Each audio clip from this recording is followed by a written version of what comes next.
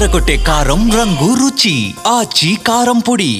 ఇక సభను ఎన్ని రోజులు జరుపుదాం, ఎలా ముందుకు వెళదాం అన్న విషయాలపై ఇంకా ఫుల్ క్లారిటీ రాలేదు. ఇప్పటిదాకా ఉన్న అప్డేట్స్ ఒక బ్రేకింగ్ లో చూద్దాం. జనవరి 5 వరకు తెలంగాణ అసెంబ్లీ నిర్వహించే ఆలోచనలో ఉంది ప్రభుత్వం. జనవరి 4న తెలంగాణ అసెంబ్లీకి సెలవు. అలాగే అన్ని అంశాలపై చర్చించడానికి సిద్ధమని ప్రభుత్వం అంటోంది. 15 రోజులు సభ జరపాలని పట్టుబడుతున్నాయి విపక్షాలు. అసెంబ్లీ పని దినాల్ని ఫైనల్ చేయనున్నారు స్పీకర్. అసెంబ్లీని 15 రోజులు జరపాలన్నారు బీఆర్ఎస్ నేత మాజీ మంత్రి హరీష్ రావు. సభలో పీపీటీ ఇచ్చే అవకాశం బీఆర్ఎస్ కి ఇవ్వాలని ఆయన డిమాండ్ చేశారు. అలాగే ఇప్పటిదాకా హౌస్ కమిటీలు వేయలేదని ఆగ్రహం వ్యక్తం చేశారు. అసెంబ్లీ 10 గంటల 30 నిమిషాలకి ఉంటే ఉదయం 3 గంటలకి ఎజెండా ఇచ్చారని మండిపడ్డారు ఆయన. ఇలాంటి సాంప్రదాయం మంచిది కాదన్నారు. అసెంబ్లీ సమావేశాలు అతి తక్కువ రోజులు నిర్వహించాలని చూస్తున్నారంటూ మండిపడ్డారు బీజేఎల్పీ నేత ఏలేటి మహేశ్వర్ రెడ్డి. కాంగ్రెస్ బీఆర్ఎస్ పార్టీలు కుమ్మక్కై ప్రజా సమస్యలు చర్చించకుండా కుట్ర చేస్తున్నాయని ఫైర్ అయ్యారు. ఇదే అంశానికి సంబంధించి మనకి పూర్తి అప్డేట్స్ ఇవ్వడానికి మా ప్రతినిధి రాకేష్ సిద్ధంగా ఉన్నారు. రాకేష్, సభని ఎన్ని రోజులు నిర్వహించబోతున్నారు, దీనిపై ఏమైనా క్లారిటీ వచ్చిందా? అలాగే విపక్షాలు ఏమంటున్నాయి? పూర్తి డీటెయిల్స్ ఏంటి?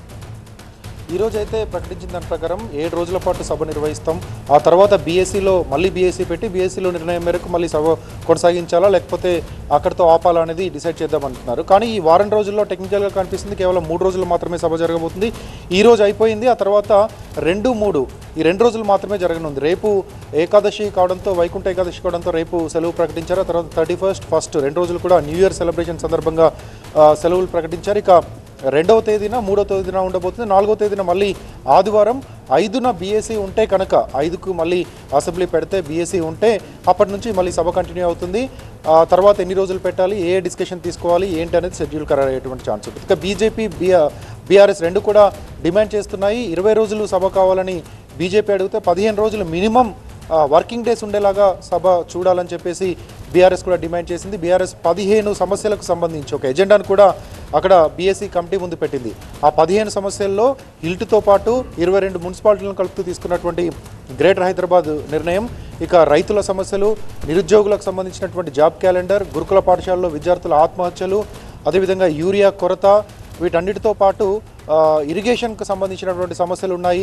అదేవిధంగా ఆర్థిక రంగానికి సంబంధించినటువంటి సమస్యలు ఉన్నాయి. వీటన్నిటిపైన కూడా చర్చించాలి. 15 రోజుల గడువు కావాలి. 15 రోజులు అసెంబ్లీ రన్ చేయాలంటూ ఒక వినతి పత్రాన్ని స్పీకర్కి ఇచ్చారు. బీఎస్సీలో కూడా వాళ్ళ డిమాండ్స్ పెట్టారు. ఇక దాంతోపాటు ఏదైతే ఇరిగేషన్ ప్రాజెక్టులపై గత ప్రభుత్వం పూర్తిగా అవినీతికి పాల్పడింది, వాటిలో లక్షల కోట్ల అవినీతి జరిగిందని పదే ఆరోపణలు చేస్తున్నారు. మీరు అసెంబ్లీలో దానికి సంబంధించి ఒక పవర్ పాయింట్ ప్రజెంటేషన్ ఇవ్వడానికి సిద్ధమవుతున్నట్లుగా మాకు తెలుస్తుంది.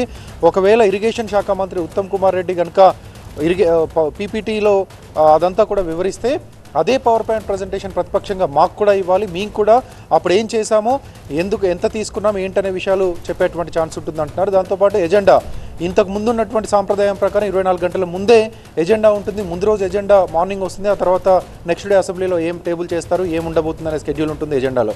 కానీ తెల్లవారుజామున 3 గంటలకు 4 గంటలకు వస్తుంది. దాన్ని ఎవరు చూడట్లేదు, ప్రిపేర్ అయ్యేటువంటి అవకాశం కూడా ఉండట్లేదు.